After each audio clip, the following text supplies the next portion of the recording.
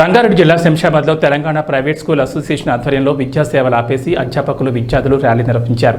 Rally అనంతరం ముఖ్య కూడలిలో బైఠాయించి న్యాయం కావాలంటూ నినాదాలు చేశారు. కోల్కతా నిందితులను వెంటనే ఉరితీయాలని లేదా దిశ ఘట్టంలో చేసినట్లుగా ఎన్కౌంటర్ చేయాలన్నారు. డాక్టర్లను దేవుడిగా చూసే మన దేశంలో అత్యాచారాలు జరగడం దారుణమన్నారు.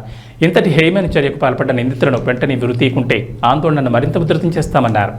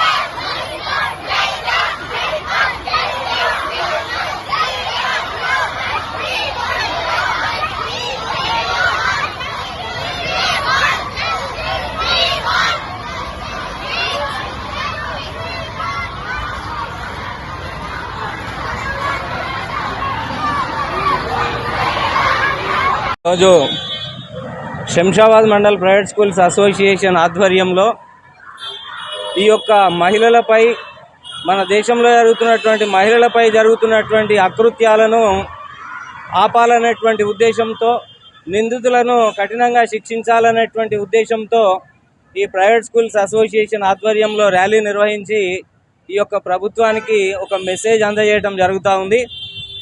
78 సంవత్సరాల స్వతంత్ర సంబరాలు జరుపుకుంటున్నటువంటి ఈ సందర్భంలో ఆడపిల్లల రక్షణకు లేదనేటువంటి రోడ్లెక్కి ఈరోజు నినదించి రక్షణ కల్పించాలని ప్రభుత్వాలను వేడుకునేటువంటి ఈ యొక్క సమాజంలో నవనాగరిక, ఆధునిక అనేటువంటి చెప్పుకునేటువంటి పరిస్థితులలో ఈ దౌర్భాగ్యకరమైనటువంటి పరిస్థితుల్ని మనం చూస్తున్నాం.